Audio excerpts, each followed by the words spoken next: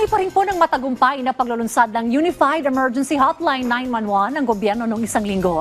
Alamin naman natin kung gaano nga ba ito ka-epektibong magamit ng mga otoridad sa pagtugon po sa mga emergency at paano nga ba makatutulong ang sistemang ito sa ating mga mamamayan at otoridad. To know more about the technology and other details about the Unified Hotline 911, we have here in the studio Mr. Don Ferguson, the founder and CEO of Next Generation 911 or NGA 911. Welcome to the show and thank you for joining us today. Thank you for having me. All right. Well, tell us more about the Next Generation 911. What is the system about, the technology, and what makes it different from the traditional emergency response system?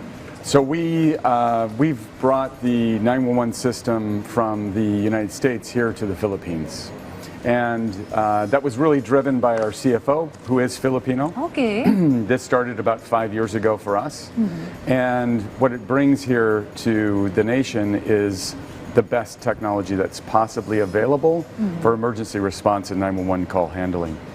So what specific services does NGA 911 offer to the public? So when you dial 911 first, what we noticed 5 years ago when we first came here is that there were many numbers to reach 911. So it eliminates the confusion. You dial 911. And similar to the United States, when you dial 911 in the United States, you get a response very quick. Yeah.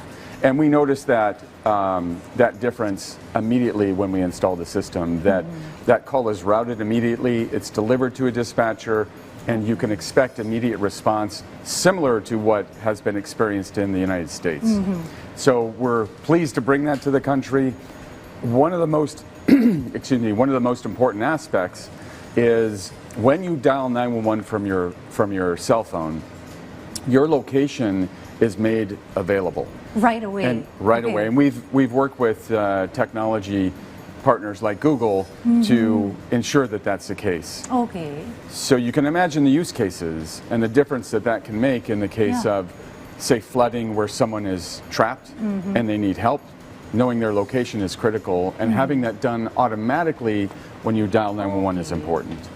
Or in the case of an abduction, when someone is lost or disoriented, you dial 911, they can get you response within about 2 meters of your location. Okay, so the one on the line, when he answered the call, so the authorities near the one calling can actually respond right away? So the dispatcher will receive the call, so you dial 911, your location is delivered to what is called a dispatcher, which is a new kind of concept here in the Philippines. We're bringing that from the US to the Philippines. The dispatcher sees the location, they are then able to convey that location to the local police, fire, or medical for the response and direct them to exactly where you're at. All right. So how is now your collaboration and coordination with different local government units and also various authorities to make the system effective? So it's been incredible, and it's been a journey. Again, 5 years. Last week we just launched the National 911. We did that with DILG, Secretary Remulla, and also Bureau Fire Chief Fernandez. The collaboration is really close, and what's unique about 911 is that it's not only a collaboration of the government, it's also private enterprise as well. So we've done that with PLDT, and as well the other carriers, Globe and Ditto, have joined forces as well. This is a substantial collaboration for many technology and government agencies for the protection and safety of citizens here in the Philippines. This will really be a big help to our fellow Filipinos. Yes. Now, I understand that with this technology bringing into the Philippines, of course, the people who will handle it should be ready. So how is the training with all those who will be behind the line of this 911? So what we noticed is it's a process. So what we noticed, first we had to get the technology there. We had to make sure that the technology was resilient, it was scalable, it wouldn't fail. And once you have that in, the dispatchers come in and they start fielding calls. We start gathering metrics and KPIs, and we start to offer training programs to the dispatchers for improved response. All right. Now, how do you filter the prank calls? So prank calls are a big problem, I will say. It is incredibly important that 911 be dedicated to those people who need help when and where they need it. What we've done is we have a technology that recognizes those prank callers, and there are many. Okay. There are callers that are calling 911 anywhere from 1,000 calls in a day to several hundred. And so we recognize those numbers and we filter those. There's a process within the government to recognize those, filter those, and to redirect them so they don't clog up public safety resources. Aside from calling, can you also text 911? Texting is coming. We're working with the carriers to make sure that happens. First step is to get the calling, the location, the training, and now we add text. How do you make the technology friendly for persons with disabilities? Texting, video streaming, which is coming as well. Making sure that 911 is accessible for everyone, regardless of their abilities, is important. All right.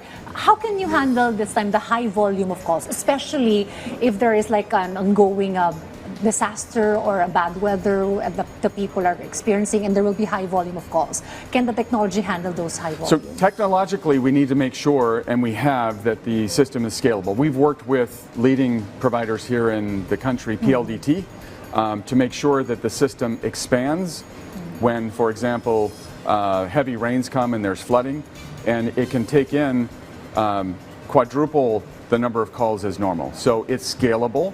Also, we make sure that staffing, so you can have quadruple the number of calls, but you also have to make sure that you have staffing.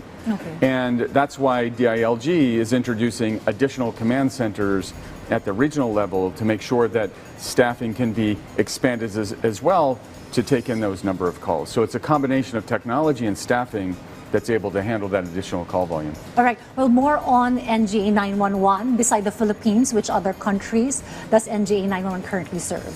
So we brought the technology from the U.S. We operate in several states across the U.S., California, Nevada, Florida, and several states. And we're also working with several countries here within the ASEAN region. And there's, in fact, what you should be proud of here in the Philippines is that you are the technology leader in 911 now.